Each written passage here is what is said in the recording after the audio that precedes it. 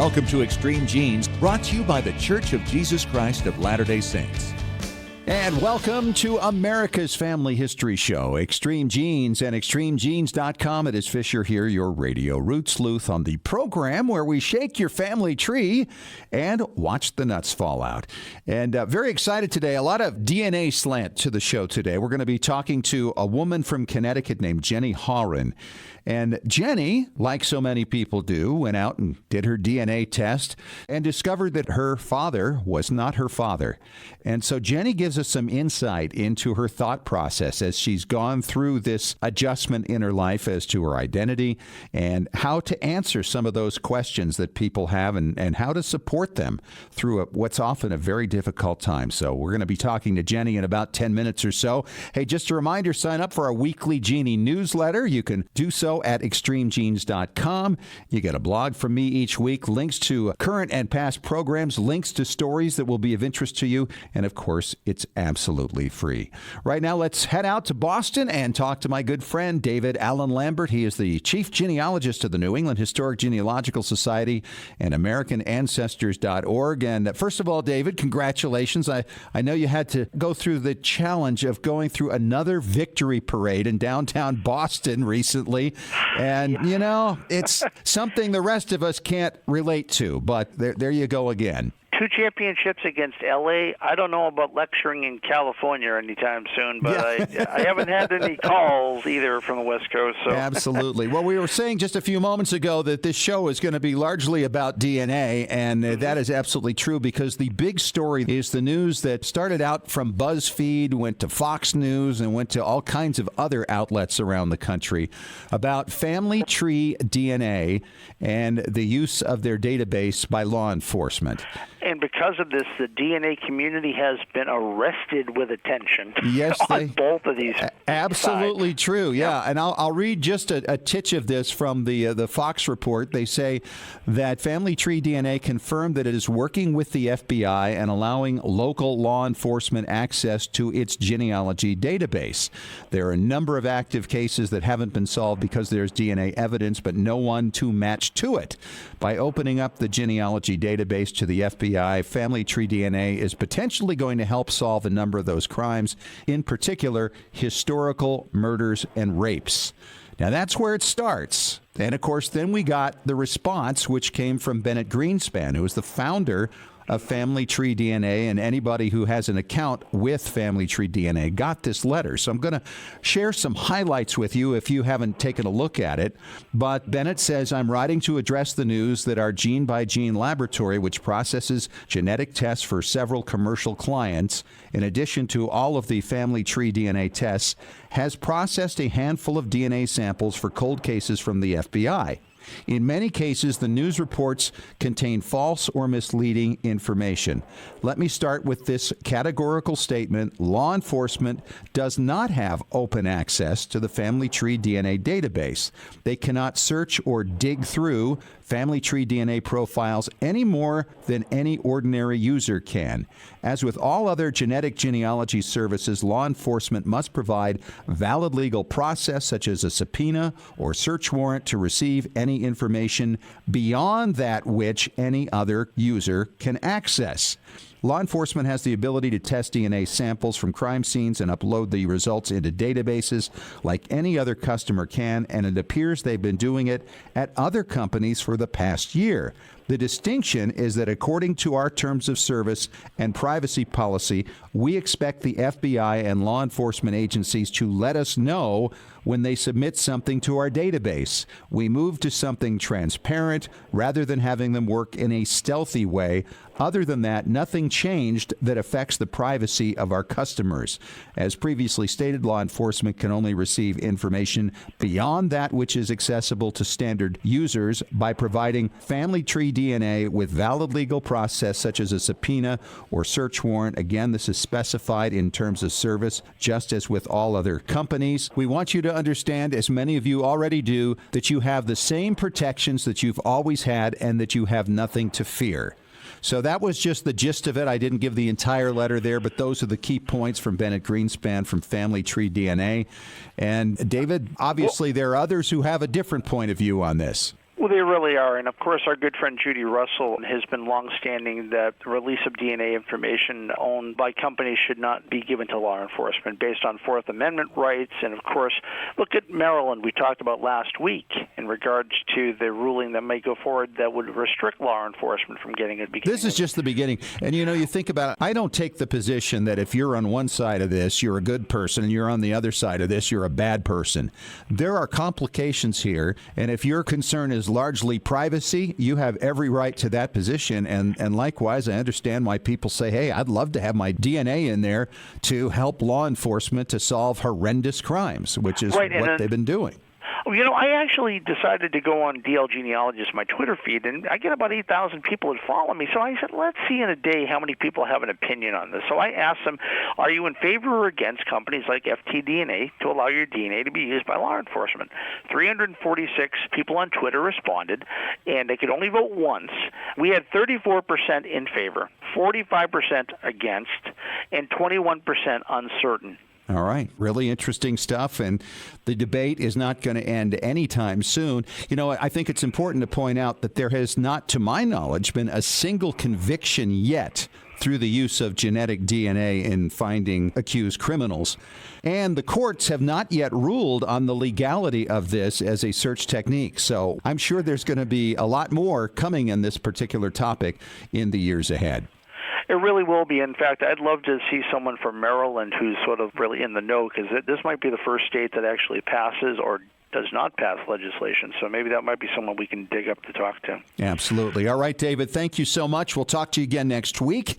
And coming up next, we're going to talk to a woman from Connecticut who got an unexpected DNA result. And she's going to tell us her story and then talk to us about how we can help people who we may be assisting who find themselves in the same situation. And my next guest, I actually met at the Federation of Genealogical Societies conference in 2018 in Indiana, and she told me her story, and she's now ready to share with you her story. And it's a fascinating one, and it actually has implications for any of us who may, out of the blue, have occasion to help somebody else with their DNA problem and a surprise result. And Jenny Horan's on the line from Connecticut. How are you, Jenny? Nice to have you. Hi, Scott. Thanks for having me. So let's start with the process here. You got into DNA how long ago? Genealogy I've been into for about 25 years. DNA, I actually had very little interest in, but it was about 3 years ago that I took my first DNA test. And you tested with whom?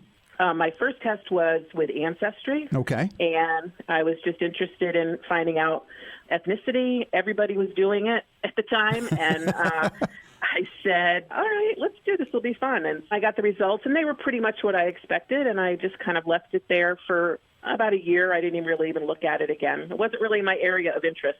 And then you went on and did it again. So, yeah, about a year later, I was at a genealogy conference, and the new thing everybody was talking about was 23andMe and the health reports. And I said, this sounds kind of fun. This is kind of different. Let's do that one. And while I was there, they had a great sale, and I said, I should pick one up for my brother. My dad had passed away at that point, and they say it's good to get all your siblings done. So I picked one up for him and brought it home and said, here, do this. And I'm going to do it too. Okay. And I'll share the results with you. And so what happened from there? We got the results back, and they were pretty much what I expected. Again, British, Irish, Scottish were all kind of lumped together, and we had some French and some German. Nothing, again, extraordinary. He had similar numbers, always different with siblings. So I said, well, that's good, that's fun. And then one night, I was kind of just going through the 23andMe site. I was sitting in my bed with my iPad, and I clicked on a tab that said, match your DNA with someone else. And I was not interested at all in the science of this or centimorgans or anything like that. And I wasn't interested in finding cousins or having cousins find me, because as far as I knew my lineage. Sure. My dad just had one sister who did not have any biological children, and my mother had one sister who had two biological children. I'm like, that's your cousins. Yeah, I'm not. I was like, yeah, and I just said, but let me, just in case somebody finds me or something, I should know what I'm talking about. And so when I compared my brother and I, all the scientific stuff came up, and I was like, yeah. And I kind of went down lower on the page, and it said, estimated relationship, half sibling. Ooh. And I can't explain it unless you've gone through it, but it's a feeling that when they say that the floor drops out from under you, that's an understatement, because I just looked at it and I was stunned. I was just like, what does this mean? And then my first reaction was that I wasn't understanding it correctly. Mm-hmm. My second reaction was my brother somehow messed something up and didn't do this right. Yeah. It had to be. There had to be an explanation other than what it looks like.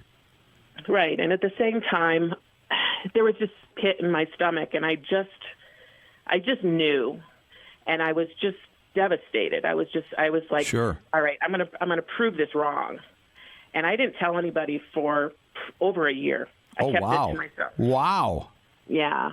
I couldn't believe it. And I wasn't going to believe it. And I'm the kind of person that I need all my answers, as many answers as I can, before I start telling other people. And so really in that year, I was mostly in denial, but I was also like, I've got to figure this out, because this can't be right. This can't be right.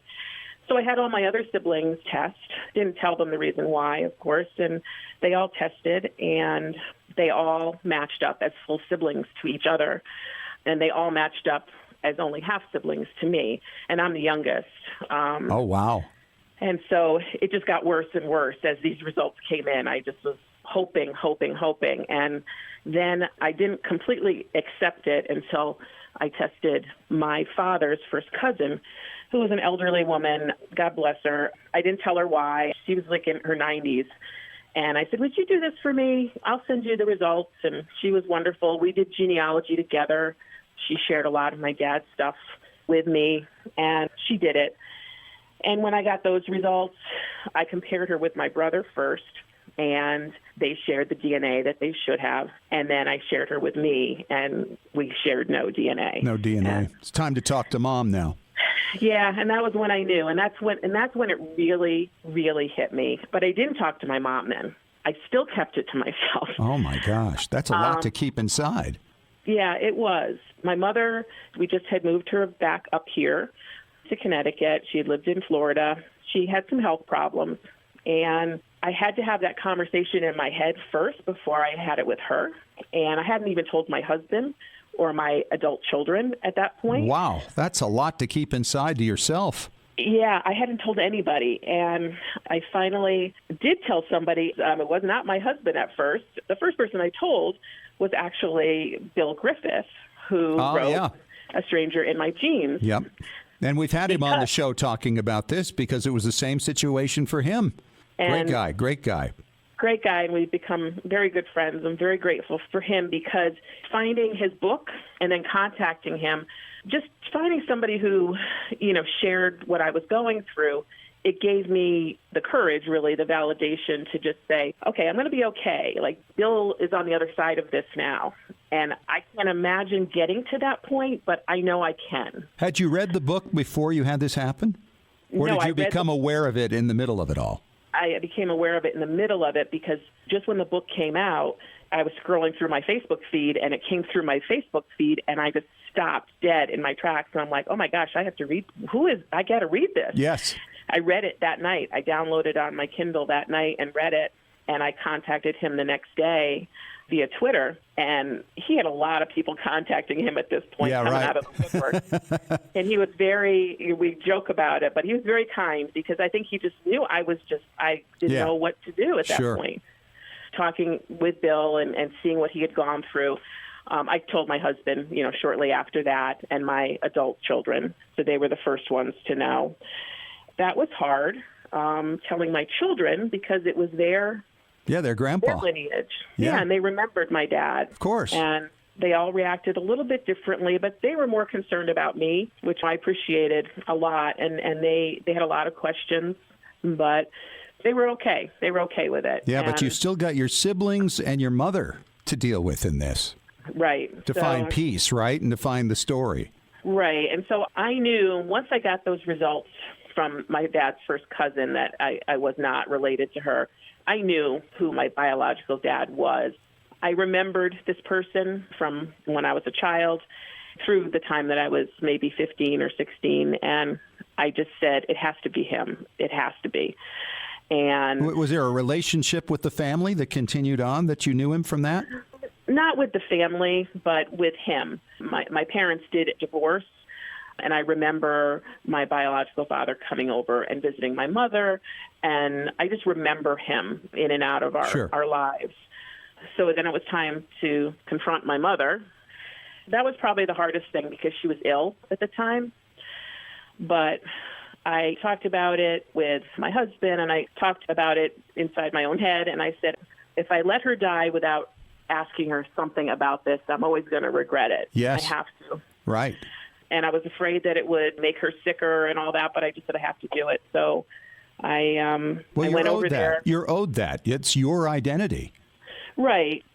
Just a quick backstory on that. I made my mother take a DNA test during this whole process because your mind goes into all kinds of weird places. And I'm thinking, maybe I was adopted. Maybe she's not my mother. Oh, wow. You know? Yeah. And she was. But, of course. Well, she had to be for the siblings to be half-siblings. Yes, but they took all those at the same time, and I was relieved because I'm like, okay, like my world isn't crazy enough. I don't need to deal with that too. Sure. So I went over to her place and said to her, I want to tell you something that I found out. And I said, you remember I did that DNA test? And she was shook. I swear she knew what I was going to say. Sure, of course she did. She started shaking, and I said, I found out that Dad isn't my biological dad. And she didn't say anything for a good minute, and then she said, I wasn't ever going to tell you. And I said, well, okay, I got that. And her feeling was that, why did I need to know? I had a dad.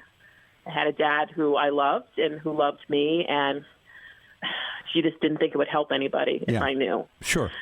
And then when I told her who I thought my biological father was, she was stunned. She was stunned that I had figured that out. And then I tried to ask her. She really did not want to talk about it. I could tell she was embarrassed, and she didn't want to talk about it, but I think we talked about it maybe 2 or 3 more times, and I was able to get some information out of her, but she did not want to talk about it. And a lot for her to process too, I'm sure. Jenny, you've been through it, and I actually revealed this same kind of information to somebody else in 2017 that learned that her father wasn't her father, and she's still dealing with the aftermath of that. And I know that you have a lot of friends and family that undoubtedly did everything they could to support you through this adjustment. Because let's face it, there's a real problem here. There's kind of a dichotomy, because what in your life has changed, right? You've had the same childhood. Nothing changed from that. You've had the same relationship with your late father. It was a good one. This was all something that happened before you were born, and yet everything has changed. So nothing has changed and everything has changed because it's two different things, right? Memories versus identity. And that's the thing. What people don't realize when they're trying to be very kind and saying that nothing has ever changed, it is the furthest from the truth, because you cannot go through this process and not be profoundly changed, because the very essence of who you are, the foundation of who you are, you get your identity from your parents. And when one half of you is gone, the people that you thought you came from, you don't anymore.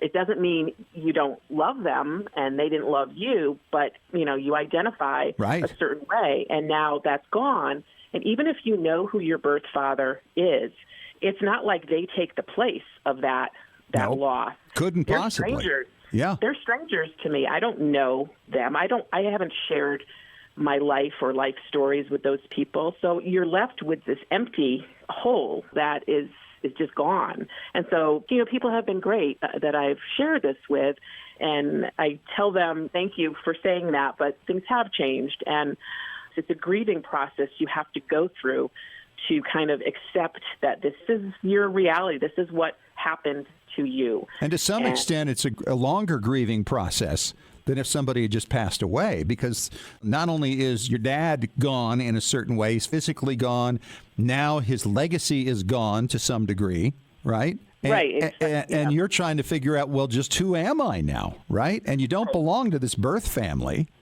Right. And in my case, my ethnicity changed. All of a sudden, I'm Irish. And I was never Irish before. There was not one Irish person in my genealogy. And all of a sudden, I am 77% Irish. And it's like, what do I do with that? I mean, I don't know. So people reach out to me and try to say the right things, and they do. Nobody ever says anything wrong, but it's almost like you have to be around people that have experienced it, just like any support group.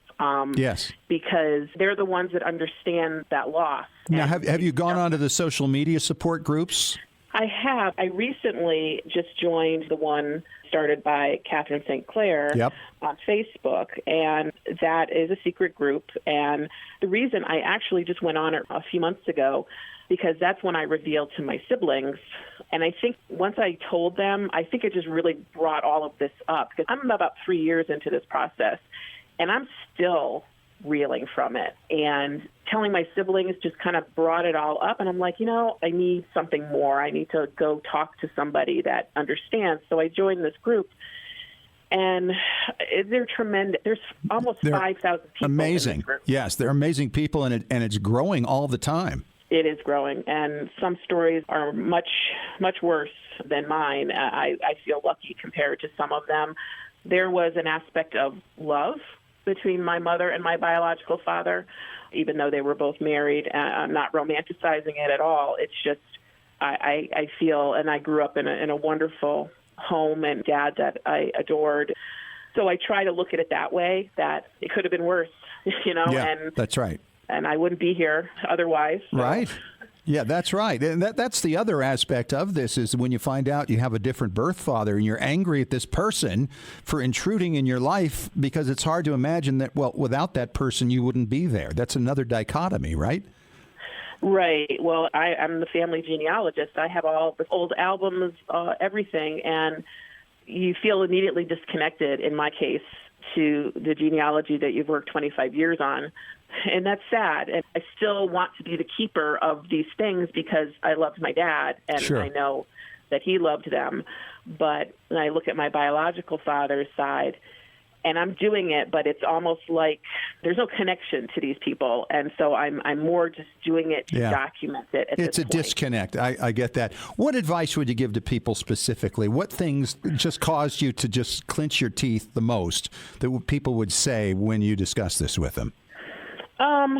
I would say when people are a little bit dismissive about it and they say, nothing's changed, your dad was still your dad, and they kind of minimalize it because it's more comfortable. I think more because it's more comfortable for them, and they kind of don't understand what a life-changing thing. So that's probably the biggest thing. I think if people want to reach out to someone who's going through this, I think that they really need to listen and just let the person tell you the loss that they're feeling, because it's just something that we want to talk about so that you understand that it's not easy, and it's probably going to be many years to deal with it. Yeah. Have you been through counseling? Not officially, no, but I definitely recommend it. And I think for a lot of people in this Facebook group, I know a lot of them have. I've had a very supportive family and friends that have really, really helped me. And some people don't have that, and so I definitely would recommend that. Sure. And what about your relationship with Mom now? Well, Mom has passed away, and after I confronted her, it was, I wouldn't say strange, but I would say that I think she was always a little fearful I might bring it up. So I only talked about it when my other siblings weren't around, but I kind of got to the point where I knew I wasn't going to get any more out of her. So, yeah, I was never angry with her for some reason. I just wish that she had told me more. I wish that she had, once she fessed up, I wish that she had just told me everything. But I forgive her, and I didn't live her life. I can't judge another person when I wasn't there at the time. And again, I wouldn't be here otherwise. That's right. Yeah. I try to look at it that way. And what about any connections with the birth family? Well, the bizarre thing is that I do know who my half-siblings are on my biological side. we live in a small enough community that I actually worked on an event with them. And in the middle of this event is when this whole thing kind of exploded, and I realized who my birth father was. So, like, that wasn't bizarre enough. And then I felt a lot of guilt because I knew who they were at that point, and they didn't know who I was. They didn't know I was their half-sibling. And they remembered me as a child and remembered my mother. As a family friend, yeah. So it was just all very bizarre for me and unsettling. And I just decided at that point that I don't have any plans at this point to reach out to them. I'm kind of hiding in plain sight. Right, because they could test at any time and discover you. And then I will welcome that conversation, but I feel like I just don't want to go there. I don't want to disrupt their life, especially I know how they felt about their father, who they revered and adored, and I'm not sure that I am ready for that conversation. Sure, so. I bet. It's unbelievable. She's Jenny Horan. She's out of Connecticut, and Jenny, what an ordeal. But thank you for the advice. I think it's useful. A lot of people are going to need it who are listening right now who have no idea they're going to need this in the next few years as more and more people test. Thanks for coming on and sharing your story. Thanks for having me, Scott. All right. I know so many genies have those little cassette tapes from back in the 60s and 70s in little bags and closets, and you want to get them digitized. And sometimes you get them back digitized, and they don't sound so good. What do you do? It's time to talk preservation with Tom Perry from TMCplace.com. He is our preservation authority. And, Tom, you were telling me off air that there's some kind of software now for audio that takes it to a whole new level, and it's cheap. Oh, absolutely. It's really wonderful. There's always been things like GarageBand and different freebies out there. We use Pro Tools, but sometimes people need something a little bit more simple, something they can work with.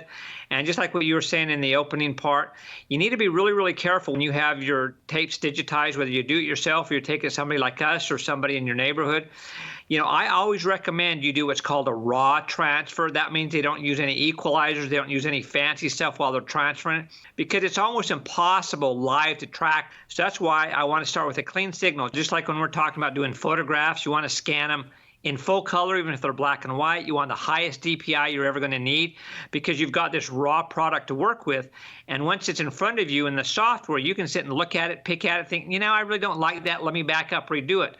But if you have people that are transferring your audio cassettes or your reel-to-reel or even the old wire recordings, if they're playing with it while it's being recorded, there's going to be some really good stuff, but then there's going to be some bad mistakes that can't be undone. So you want to start with a real raw file.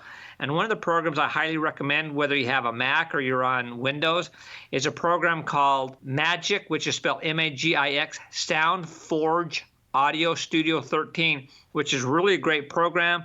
It only costs like about $59, or if you want to do it monthly, you can subscribe $3 a month if you're going to be doing it a lot. But this will give you the power to take something that we've digitized for you, you've digitized yourself, you've had your neighbor facility do it for you, and take this raw file and go in and edit it. You'll be able to make things sound better. Like Grandpa is sounding like a chipmunk because the batteries were wearing down and it was recording it slow. So when you play it back at normal speed, it sounds fast. You can take these, you can do what's called a time shift and adjust them. And you know what Grandpa sounds like. So you can adjust and say, okay, that sounds like Grandpa. Somebody in the studio that doesn't know who Grandpa is doesn't know exactly how much to slow it down to get the right sound, where you can do it and you know what it's supposed to sound like. So it gives you all these kind of tools where you can go in and add inflection to it. You can go in and, speed it up, slow it down. You can change things. If refrigerators kick on in the background for a second, you can go and grab those little pieces and pull them down and take the audio you want to keep. And it won't hurt anything, because you take your file, you do a duplicate of it, and then you go in and play around with it. And it can be really, really fun. And you can even take different parts of different talks and fix them. Like Grandpa might be talking about something and goes off into Neverland and it really didn't make any sense. You can cut that part out. You can make tapes that, okay, these are Grandma and Grandpa talking about the first house we grew up in, and put those in a section. Then go and talk about the next house you grew up in, and put things in order so chronologically it makes a lot more sense. Because a lot of times when you're just recording somebody raw or somebody just talking into the microphone, they kind of go all over the place. And this will let you put something together, just like a video, that follows a timeline and makes a lot of sense. And then if you're going to add video or add photographs, you've got everything in a chronological order. You can go back and go and add photos, add video, add subtitles, all kinds of cool things. Well, I like the sound of that and putting things into topics. What a great idea. And also, could this take out background noise? Oh, a lot of times it can, because the neat thing about this, which they didn't have back when we were cutting our teeth in radio, is you actually see what's called a waveform. You see these, jaggy things like when you're getting a AKG or something like that, but you can physically see, oh, I see where that's doing that. And you can go and grab those and actually cut them off and edit them just like you're, cutting off a piece of paper. That's incredible. That's great stuff. All right, Tom, thanks so much. And what do you want to talk about in our next segment? Let's talk a little bit more about paper. I've had a lot of people say, what's the best way to handle them? Nobody's touched them in eons. Tom, you're talking about papers. A lot of people ask about that all the time. And there's good reason, because not all paper is the same, for starters. You might have some papers that you've just inherited. Maybe your parents have passed away, or an aunt or an uncle, and you're the family archivist, and so you get everything given to you. Well, some things, you take for granted, like at the National Archives, they have a list of things you're supposed to do. And some of these things are almost like, well, duh, but sometimes we just need to be reminded of them. When you've got old documents or you're going through an old box, wow, here's some old newspapers. Okay, take a time out, step away from the box, and remember to go through these steps before you do anything. You want to have a nice, clean, clear place to set all your stuff down. If you find these in the attic or in the basement or something like that, don't just pull them out and start looking at them there, because you can introduce bugs and all kinds of other things to them. You want to get to a nice, clean area. And one thing that's really important, make sure you're not eating. Don't eat around these things, because that can introduce bugs. It can introduce oils, all kinds of things. So don't eat or drink while you're handling them. And definitely don't smoke or be in any kind of environment where there's smoke around, because if you can smell it, there's still stuff in the air that can damage the product that you want to be looking at. Yeah, absolutely. And that's the thing. They're not as much fun to be around when they stink. And you're right. I mean, things on your hands. That's why so many people will wear some types of gloves. Although a lot of archivists now are moving away from gloves when handling paper, because it's harder to get a grip when you're turning pages, and you might actually do damage to the paper more than you would from the oil in your fingers. So they're getting away from that. Exactly. You want to wash your hands well. You want to make sure you don't put any oils or lotions on your hands. If your hands are crackling, you normally need it, just wait until you're done looking at your papers. And you can handle papers without gloves. It's not going to be a problem as long as your hands are clean. And a lot of times you might have old newspapers that are very, very delicate. And as you mentioned, if you're trying to handle these with gloves, you're going to do more damage to the paper that you're turning than you would if you had anything on your fingers. Well, that's because they're so delicate, for one thing. I have preserved some old newspapers. I used to collect them when I was really young. I would get autographs on them. I got Harry Truman to sign a newspaper from the end of World War II. I mailed it to him. He signed it, sent it back, and I have that nicely framed in a very dark room and have had it for many, many years. But newspapers are extremely fragile, and I learned that one thing you can do with these is to mount them on styrofoam using a special acid-free glue that framing shops have. And it's fantastic because it flattens them all out, it takes all the wrinkles out, and they're really easy to frame that way and look really, really good. They use organic type adhesives, so they're not the old oil-based adhesives. But also, even though they're organic, they're not the kind that are going to have bugs want to come and eat them. So it's the best kind of stuff to use. So if you don't understand this, check with the National Archives, talk to your local archivist. They'll be able to help you with this. And always remember, when you're handling photographs, that's when you want to use your gloves. Because even if you've just washed your hands well, you're still going to have oils and things that are going to transfer to the negatives, are going to transfer to the photo. So be careful with those. And those usually aren't as delicate. So you just have to kind of be careful when you're dealing with those kind of things. Contact us on Twitter at any time, and we're happy to help you or send you to people that have even additional information. All right. Great stuff as always, Tom. Thanks for the help, and we'll talk to you again next week. My pleasure. Well, put a bow on it. That is a wrap. Thanks so much for joining us this week. Thanks to our special guest, Jenny Haran, who shared her special story about her DNA discovery that her late father was not her father. He was indeed her dad, but now she knew that she had a different birth father. And she shared some great thoughts about how we can help people who run into this story, because it's happening all the time. And as you assist somebody with a DNA discovery that they weren't expecting, what do you do and what do you say? If you missed the segments, you got to catch it on iTunes, iHeartRadio, ExtremeGenes.com. The podcast is the way to go. Talk to you again next week. Thanks for joining us. And remember, as far as everyone knows, we're a nice, normal family. family.